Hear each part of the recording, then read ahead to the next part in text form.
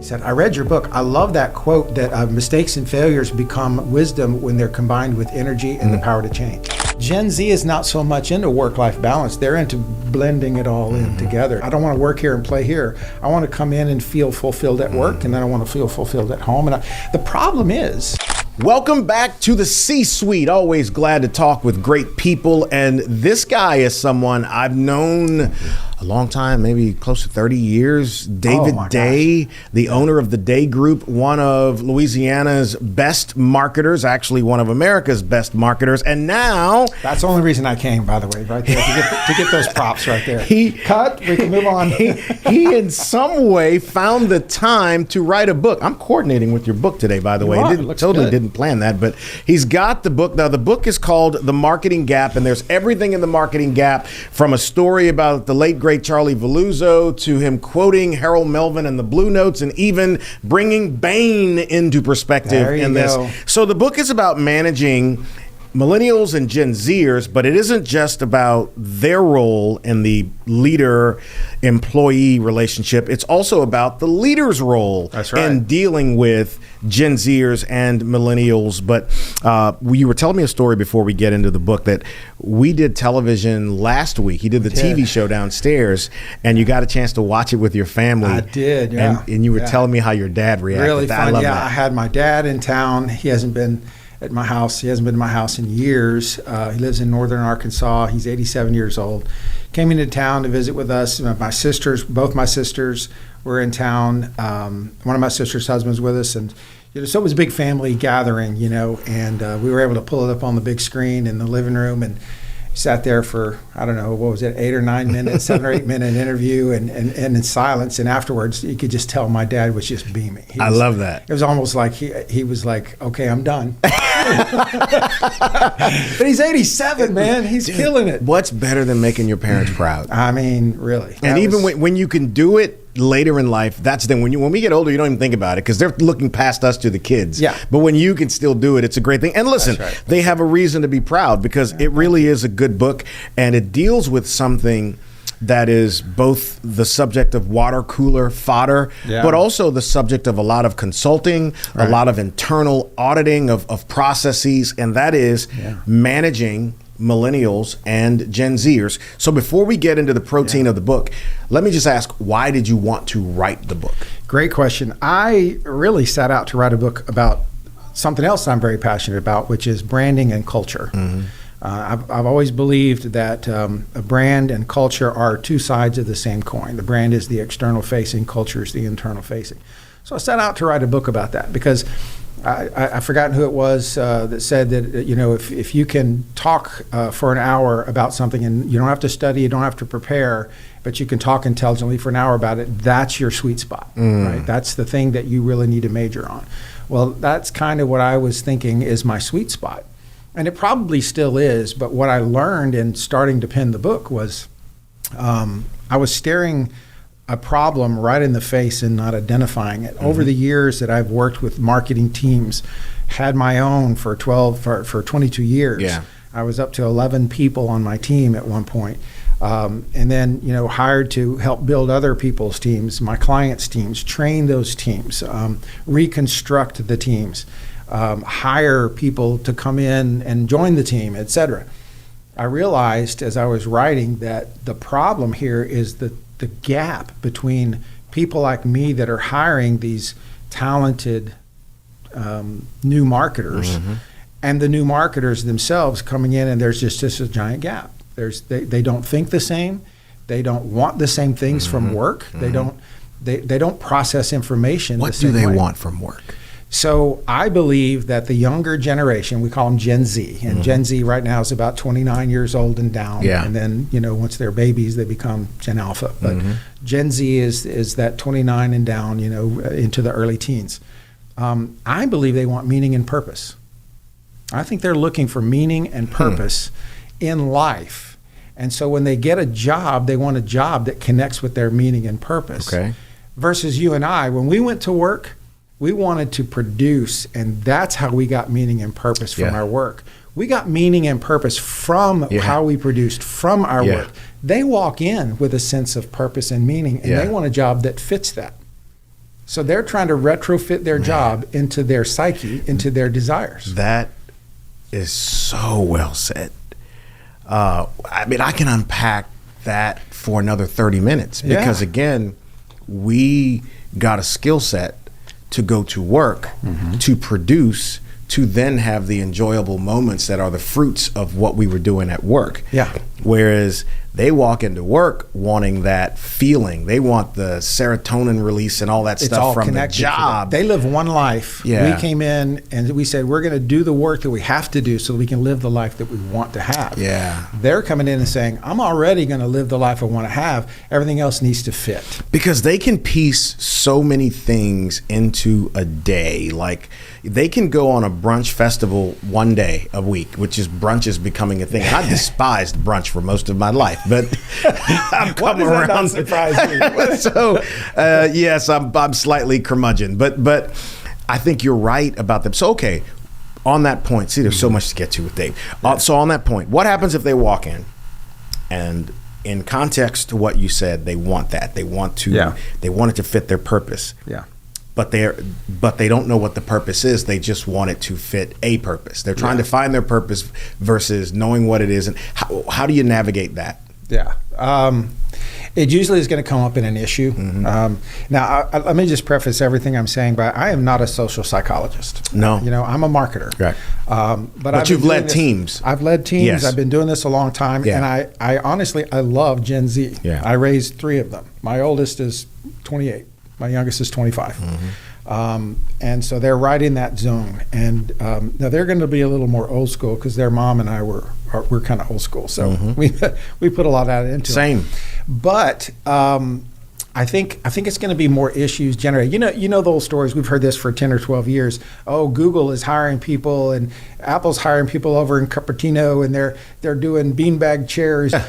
And so what we think is snowflake, you entitled snowflake, you're not committed to the job. You don't want to get to work. You don't want to do the work. You sound like Chuck. Know? Chuck says that every week. They're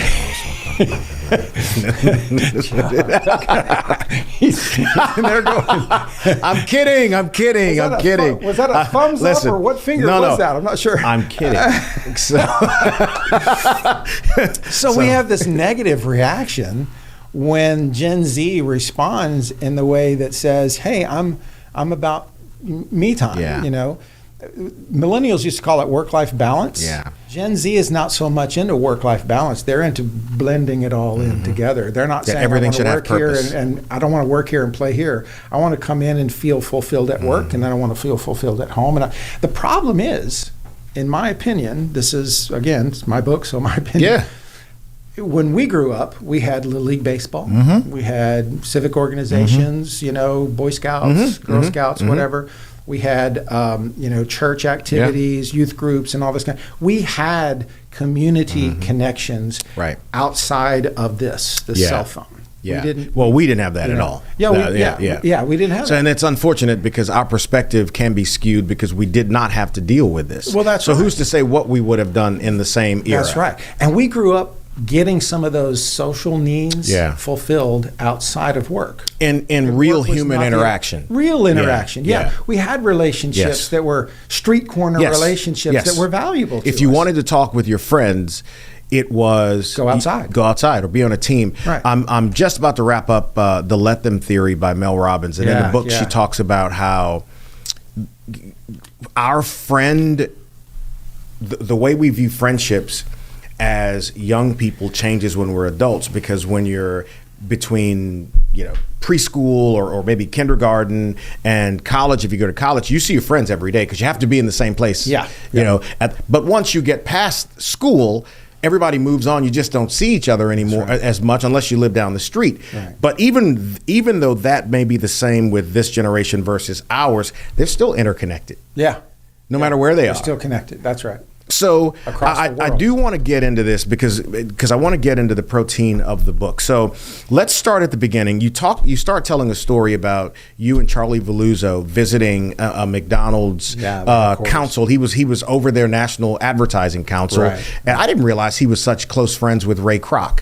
Yeah. I don't know how close Charlie was with Ray himself. I think Charlie was a little younger, but his dad was yes, very, very, that's very right. close. His dad. Yeah. So let's talk about what you learned sitting and watching what I consider one of the Mount Rushmore marketing corporations ever. Yeah, there was. I think so much. That was the first time I ever heard. I don't know that it was that meeting, but I know that it was in those kinds of meetings that I ever really heard the term branding. And, I graduated from LSU in broadcast journalism, right? I didn't graduate in advertising. But there was a lot of that there. I mean, I was working in video production on the side. I worked at LSU's public relations department, as a student worker. So I was around it, but I never heard it, never synthesized until that position when I was working at Garrison Associates Advertising with Gerald Garrison, for Gerald Garrison, and going up to Oak Brook, and then they would talk about the brand, and they would talk about branding and advertising as it relates to branding. And I was like, well, what do you mean, But I wasn't dumb enough to say that out loud. But I just sat there and listened, and I realized one of them, I think it was Michael Quinlan, said, we need to remember to think like a brand and act like a retailer. And I was like, think like a brand and act like a retailer. Okay, how does a brand think? And what does a retailer do? Okay, so we have to build strategy, but we also have to enact and be tactical, strategic and tactical at the same time. Because a brand is almost like an entity. It has a life of its own, yes. Right? And in the book I talk about, brands are like belly buttons. Everyone has one. Right. I've heard this a number of times, especially from young marketers. We need to build a brand. I say that's not true. I hear it from a lot of senior people that run businesses. We need to build a brand is what we need to do. And I'm like, dude, you have a brand. You have a brand. The problem is nobody knows what it stands for. That's right. And they're creating it in their own minds instead of you helping them to do that. Yes. Right? You proliferate what the brand is. Yeah. You have a brand. You need to know, you should audit the brand to know, is it a good brand or a bad brand? Good. Does anyone know it exists? Yeah. And I mean, there's all that in the information. But in that space, you were with titans of advertising. Yes, I was. And what I learned was that my perspective matters. I was nobody. I mean, it was literally there to help Charlie. Yeah. Charlie was there to train me. I was there from the agency perspective. Of course, I had the agency mindset. Yeah. But he was kind of, he didn't really need me, and I knew that. I wasn't stupid. I knew that he didn't need me, and this was my opportunity to learn. So I went with that attitude. Tremendous opportunity. Oh, yeah. And I'm glad I did, because a few months later, I participated at Hamburger U, and I got a degree in McDonald's hamburgerology, which sounds goofy, but it was one of the hardest 2 weeks of my life. No, it's not, because they are so like titanium on how tight their plan, their processes, their systems were. I mean, that's why they're still such a global, brand. Yeah, no matter what people think, they are still a big deal. Massive. I mean, they've become an adjective, for going to get fast food. Sure. So, and what was the biggest thing that surprised you about watching that machine from the inside? That's a good question. I think the biggest thing that surprised me was the principles were all the same at the big table as they were the small one. Explain.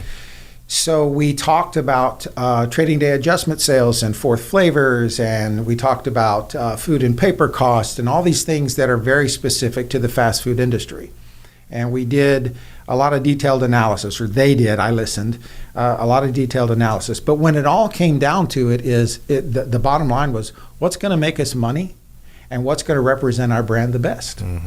And that was the common thread through the big conversation. We got past the numbers. We got past it for a second. I mean, I'm not downplaying the numbers. That was, everything was sort of hinged upon those numbers.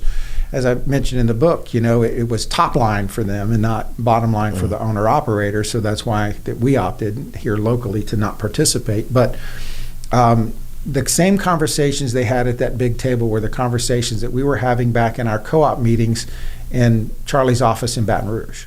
It was, how do we maximize what we have to make the most money and to deliver on brand. And by on brand, I mean treat customers right. Yeah. You know, QSC&V, quality, service, cleanliness, and value. We were constantly banging away at those things. And so it was the same conversation, just at a much different level, from, you know, thousands of dollars to multiple millions of dollars, but it was the same conversation. How does it dovetail into what you talk about in the book about the ability to know yourself and also being able to manage younger teammates in the process? Yeah. The point, I think the main point, and I put this in the book, is that my perspective, even though I was a junior person, I didn't know what I was talking about most of the time. I mean, that's not fair. I'm devaluing that. Yes, I knew what I was talking about, but I knew not to talk about things that I didn't know. Yeah. I wasn't. I don't want to come in and try to say something that I really don't fully understand in that group. You know, this is no time to spitball and speculate. You know, I was wise enough to keep my mouth shut, but when asked by Charlie, I was prepared. Yeah. I had an opinion. Yeah. I had thought through this. Yes. And I had a perspective that mattered. Okay. And when I shared that with Charlie, it confirmed in him what he was thinking. Yeah. I don't think I taught him a thing. No. But it confirmed in him, okay, even he sees it. Yeah. So I think I'm right. And so he was able to enact on that. So there's so much of a lesson in that, because I often try to solicit the opinions of teammates just to see. I want to know what they think. Yeah. It's revealing, or it's revelatory of if they're paying attention. It also can sometimes be surprising, because younger people can have exciting perspectives on things because they have an intuitive understanding of social media, because they live in and around it even before going to school to study it. But I remember, and you and I are of that generation in media where you didn't get your opinion asked a whole lot. No. Someone came in and ran a meeting that was one long monologue, and then after it was over with, they left or went on. When I want to know your opinion, I'll give it to you. I'll give it to you. Yeah. That's a mistake. Yeah. But that's a mistake that could have been made when you and I were coming through in the beginning. That can be a fatal mistake right now. That's right. Talk about why. Yeah, because you've got a generation of people who are more educated, more on the ball, more connected than we ever were. Yeah. And so they have access to the same information that we have, and the ability to extrapolate it, interpret it, and apply it faster than you and I do. And that's a gift. That is an absolute but that gift. turns them into an asset. That's how I see it. I don't see a kid who thinks they know more than me. I see a piece of talent, and I mean that in a affectionate sense. I see a piece of talent that I should listen to because of their perspective, right? Absolutely. Their perspective and their skill set is such an asset, but yet we're so busy with our bias saying the snowflake left at 4:55. Right. Okay, maybe they did. And maybe they should have stuck around because we're all hands on deck and they don't quite understand what a team does. Right. And, you know, back in my day, if everybody wasn't done, I wasn't leaving. Yeah. You know, I was there to say, I'm finished my part, but how can I help you? Yeah. You know, and that's in the book too. We talk about, hey, be the first person to volunteer to do the hardest thing. Yep. You're going to get noticed, even if you're not perfect. If you're willing to show up and own your job. A whole section in there about owning your job. That's so I wanted to get to that. So let's jump to that now. So that's the thing for me. I've always been the kind of leader that, and I had this conversation at the office maybe last week, that the 9-to-5 mindset in marketing is going to be hard on people because it's such a any day of the week, any time of the day kind of thing. When something happens, you need to be available. There are days where before quitting time, I'm looking at what's been done versus what needs to be done. It's like, okay, guys, been a great day. Y'all get out of here. Right. And then there's some days you got to run through the tape to finish it. But it's because it's the way the business is. But then sometimes on a Saturday, you've been there, a client may call you and say, hey, I need this something done. Or is there a way I can get something videoed? And the answer is always yes. Yes, you can. How do you integrate our old school mentality into managing the people you're describing as Gen Zers? Yeah, that's fantastic. That is the fulcrum right there of the entire book and the entire topic of conversation. I believe that it's mission related. If our employees come on board and they don't know our mission, and they don't know the why that they're there, then they're gonna push back. They're gonna say, I want work-life balance, and this is not fair. I need to work. I have a hair appointment, or whatever it is. But if they're bought into the mission, and if you give them some power and control over their area of that mission, they'll be the first person to show up on Saturday. Because they get why it matters. And they understand the client is the nucleus of everything we're here for. But not just them and their paycheck or their checkbook. It's the ability to make certain that they are served, that they matter, that they do matter. The client, and then it's the fun thing about marketing is no two clients are the same. Yeah, that's so true. You almost have to become a profiler when you're dealing with people. Social to know. Psychologist.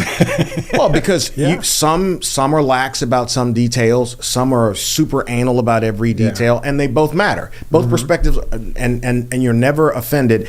But it's like, that's a thing about now that's exciting. So what's a mistake, or what are some mistakes an old school leader makes when a Gen Zer wants to offer his or her opinion? Yeah, well, the first one is kind of obvious, but it's hey, we need to get more digitally engaged with our company. This Facebook thing's not going away. I know that's a little old school. Let's use AI. Facebook is still the biggest social media platform out there. It still is. Yeah. 9 billion people a month or something.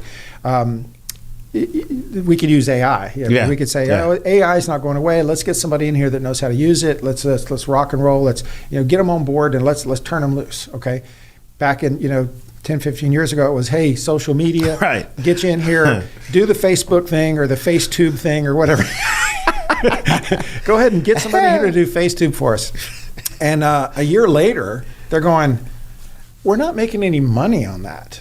So why are we doing this? 17 months is the average tenure for a digital marketer when they start a job. They last 17 months, and that's kind of generous. Yeah. Because the business owner, me, is going, I don't see it. You know what? Let's get rid of them. Let's hire an agency. Let's do something different, right? On the flip side, that Gen Z marketer comes in, graduates from schools, got a degree, humble, hungry, smart, like we talked about, the Patrick Lencioni mindset, and they come in here and they're like, man, I know Facebook, I know Instagram, I know TikTok, I know Canva, I know Figma, I know Adobe Creative Suite. I'm good at all that stuff. I can edit, I can do all that. But I don't have any idea why I'm here other than to just edit and post. How long do you think it's going to take a humble, hungry, smart person to just get bored with that? Yes. Real quick. Yes. So they're out there in the weeds doing this stuff, and the boss is over here going, hey, here's $3,000 a month to make me famous. Giant gap in between. And they never talk, they never communicate, and so either this person bounces or this person makes them bounce, and so they don't last. We've got to bridge that gap, and that's the whole point of the book. The fulcrum is the mission. If you don't get the mission transferred across to that younger generation, and if you don't start trying to understand, I'm preaching to the choir here, if you and I hire these young people and we don't get them on board with the mission, they're bouncing, they're gone. Listen, first of all, you're just one of the best communicators I have ever been around. Thank you. I mean, I'm pretty good, but man, so you bring it out. I don't know if that's true, but I appreciate it. There's so much in that, and I like to analogize it to someone who does clothing, right? Okay. You have a customer. You know Grayson what Augustus. color. Grayson was my man. That's right. He knows what colors you like, knows what styles you like, and you're sitting and you're going, man, let me call Clay and tell him I've got this, and this, and I'm gonna consider it because it's built for me. Yeah. The same is true for marketing. Yeah. What does the customer who comes into this place? What do they want? What do they like? What do they eat? Where do they sit? Yeah. And then you can create all of these things that bait the hook. Because it's our job to generate the lead, not to close the lead. Yeah. Because we can't be in control of what happens when we do our part and they come in the door or they call you to get online. But that's the cool thing about this generation is asking them, hey, what do you think? I'll do this thing. Say, pitch me some stuff. Tell me what you think, and let's learn together about the mindset of this. What is the pedagogy of the person we're trying to close? Because you say, pitch me some stuff. So what you're asking is, tell me what you know about me, and I'll see if you're right or not.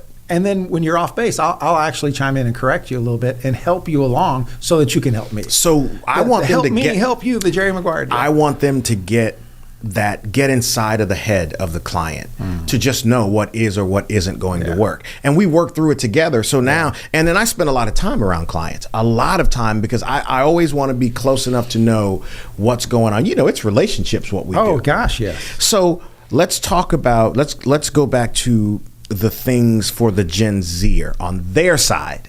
Right? Okay. What are some do's and don'ts on their side to be able to succeed and navigate the waters of marketing? Yeah. So we touched on one of them earlier. It's own your job.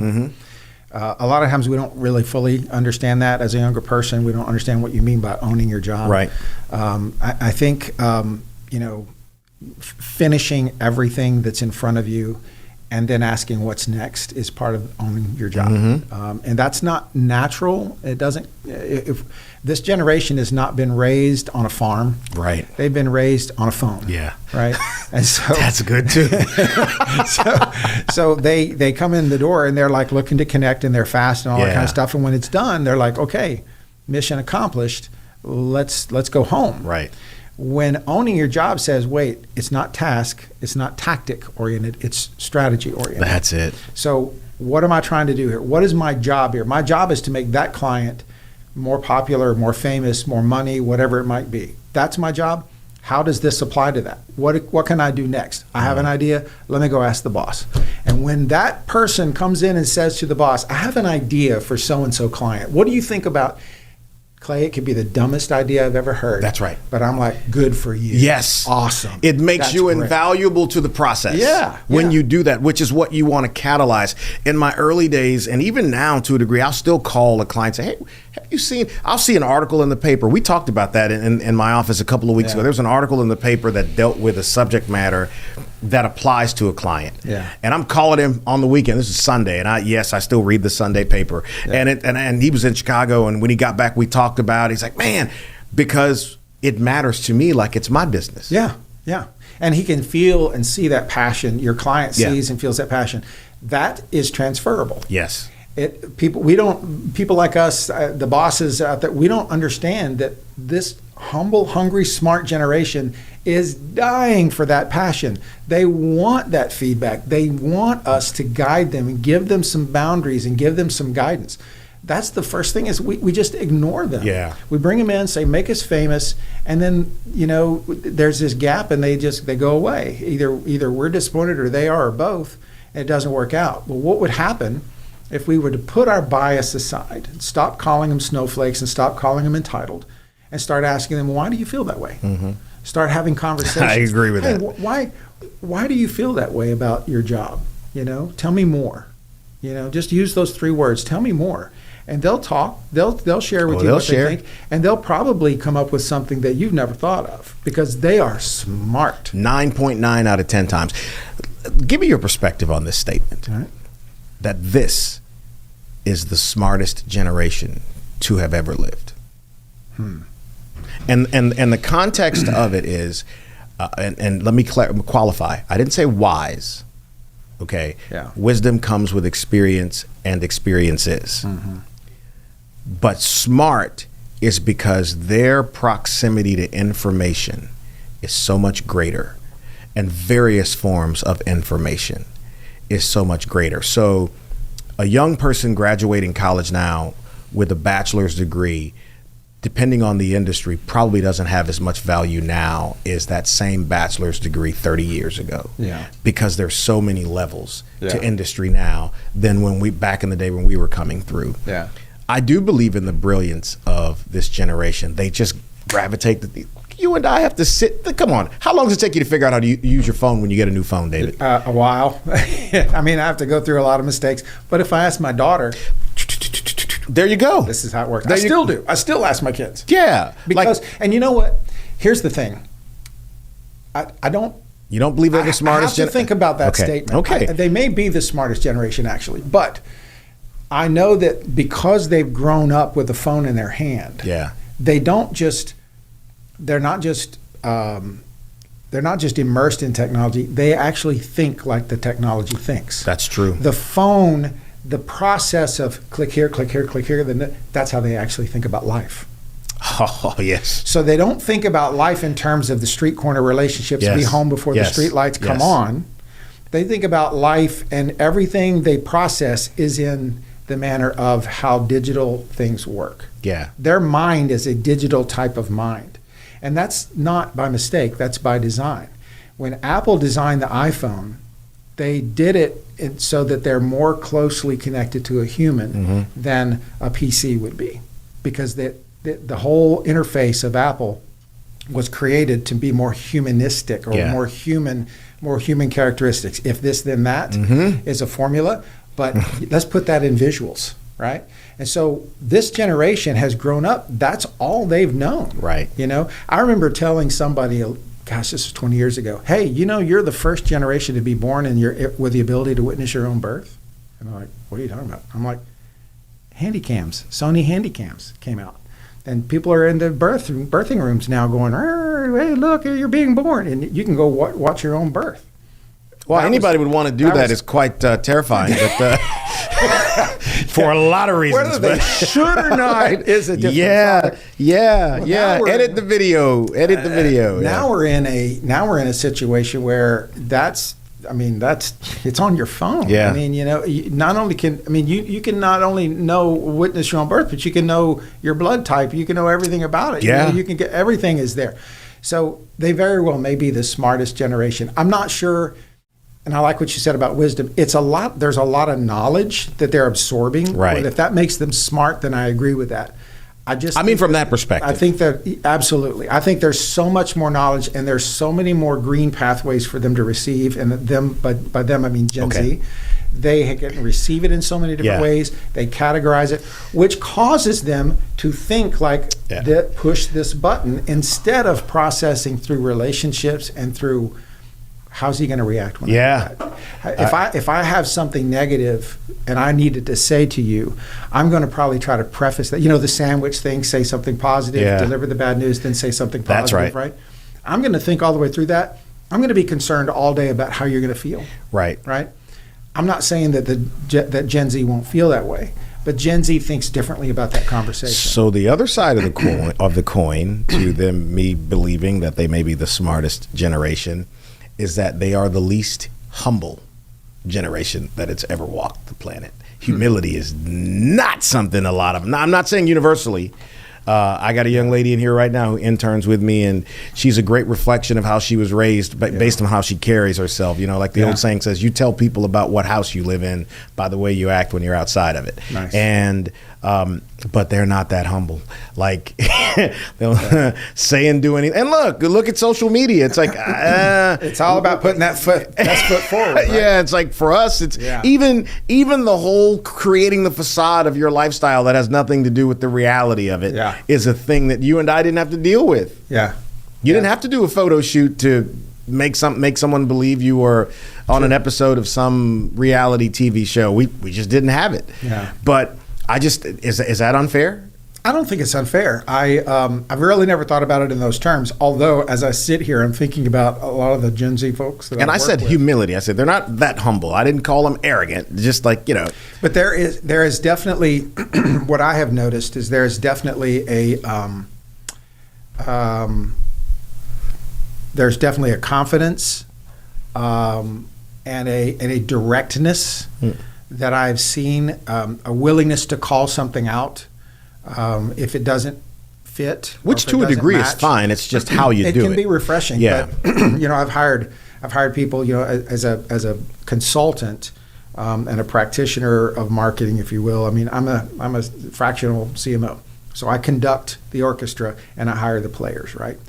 Every now and then I'll hire a Gen Z player, and they're kind of abrupt. They'll be a little bit abrupt. And again, not everybody. Yeah. And if there's one thing I don't want to do is stereotype a generation. No, and you don't do that at all in this book, just so people understand. That's not who you are anyway. Yeah, it's not fair to do that. Yeah. But sometimes it can be interpreted that way. But you know, I'll get somebody just started their business, and they're just brand new in it. And you know, when I was in that stage, I was like, let me carry your briefcase. Let me figure it. I was doing the Charlie thing. I was following Charlie, just trying to learn. And I don't say anything out of place, right? These guys want to take over. You know, they're not shy of saying, no, we're going to do it this way. This is the better way to do it. I hear what you're saying, but no, let's do it this way. I'm like, dude, you know I'm 60, right? Don't come at me with we're not doing it this way. You need to suggest to your boss that this might be a better path. See, that's what I was saying. Ask me what I think about that. That sounds like you just made my point for me.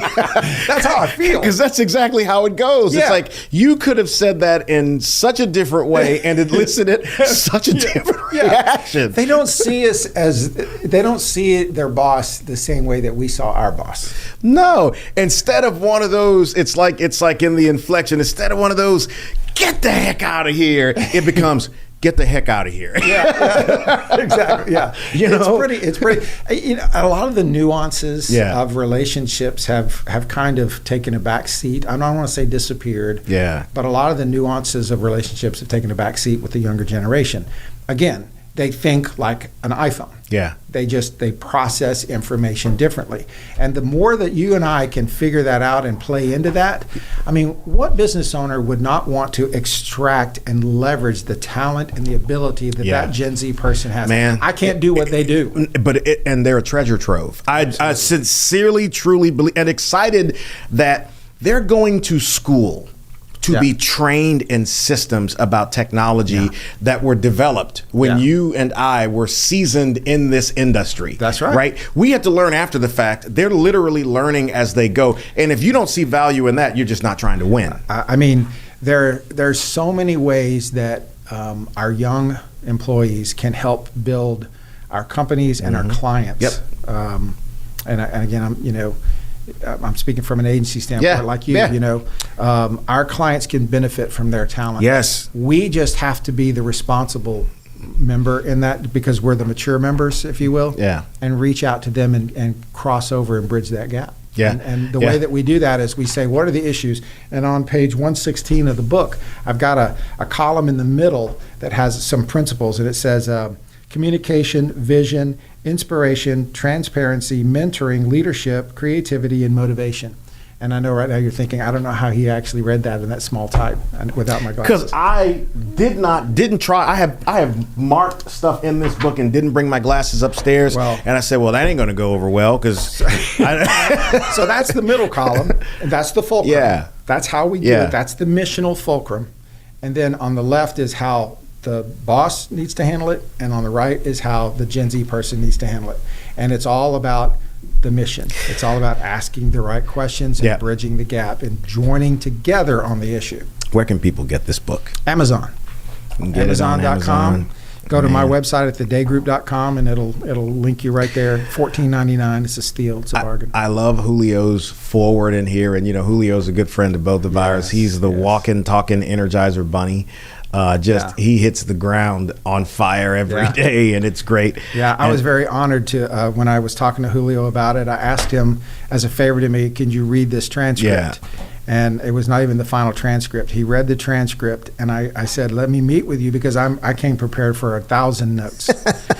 And he sat with me and he said, David, I wouldn't change any of it. And I said, really? Come on. And he goes, I think you nailed it. He said, nobody's talking about this, but it's a real thing. It is a real thing. And from that point on, I was like, oh gosh, I'm either really on to something and out front of it, and it's going to be a big deal, or this is a lame duck and it's not going to go anywhere. It's not. And everywhere I go, people say, oh my gosh, you're right.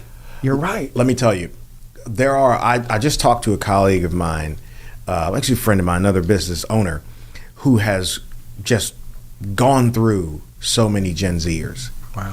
And one of the things that I think you'll help people accomplish in this book, and there's a number of things, is understanding what that was that they just saw and changing their perspective on it to realize, oh, okay, so that's where they're coming from. Yeah. So then my cheat code based upon what you teach in this book is like, oh, let me try it this way. Yeah. Let me get the buy-in. And what you may find is because you can't be recalcitrant in your ways about like, I'm just not changing. You're not growing if you're not changing. Well, that's a death knell right there. If you're not willing to grow and change, then don't read the book. Yeah. I'm sorry. And that's just because here's the thing. You're killing yourself because they're getting younger and younger every day. Yeah. So if you're like, I refuse, like we're going out to pasture. Yeah. Yeah. Right? What's really fun to think about is By the year 2030, and the U.S. Department of Labor, they have statistics that show this.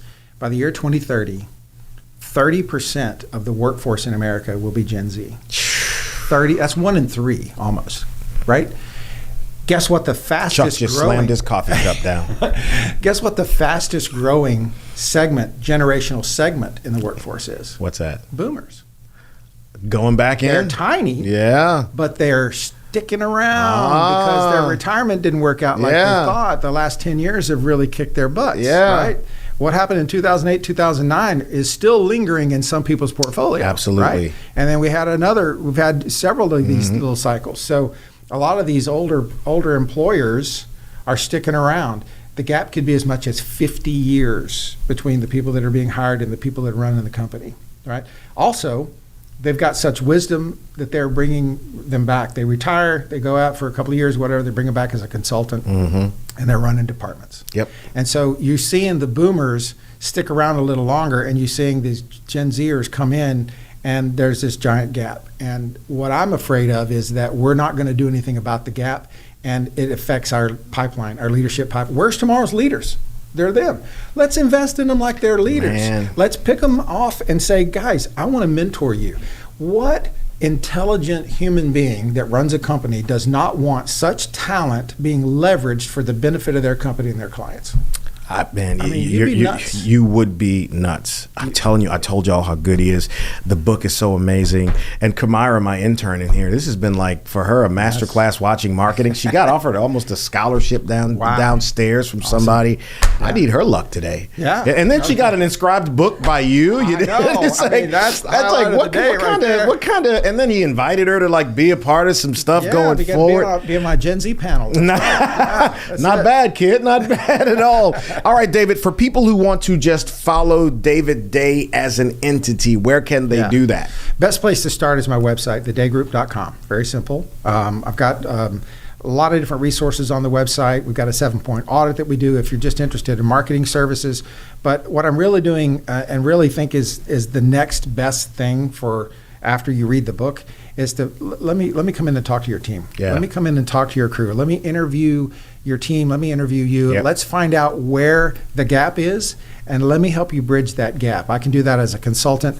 Another thing that I'm doing is speaking. I've done several speaking engagements, and dude, it's like bringing a blowtorch in a droughted forest. I mean, I start up and I don't get through the PowerPoint. A month or so ago, I had a woman stand up in the middle of my delivery and said, "I'm going to tell you what, I want to punch my employee in the face." Wait. Okay. Are you changing the gender and identity of this person to hide the fact that Chuck? Sorry, Chuck. No, I wanted to punch. She said, "I want to punch my Gen Z employee in the face." I said, "Oh my gosh, okay, so let's not." But don't be assaulting you're people. Very passionate about this. What happened? Well, because she came to me and she said she was overstimulated and needed to take time off. I wouldn't even know how to reply to that. I wouldn't either, but. So we used that as a case study, and we talked about it. How'd you walk through that? I said, so how did it go? And she said, well, I told her, honey, you just need to get busy. I'm sorry, you can take time off, but that's going to be part of your PTO and your, whatever. But you're not entitled to that. So if you don't have the PTO, you're not going to get paid. And it didn't go well. And then she finally, had further conversation, and they came to some agreement. It was more of a negotiation, which is fine.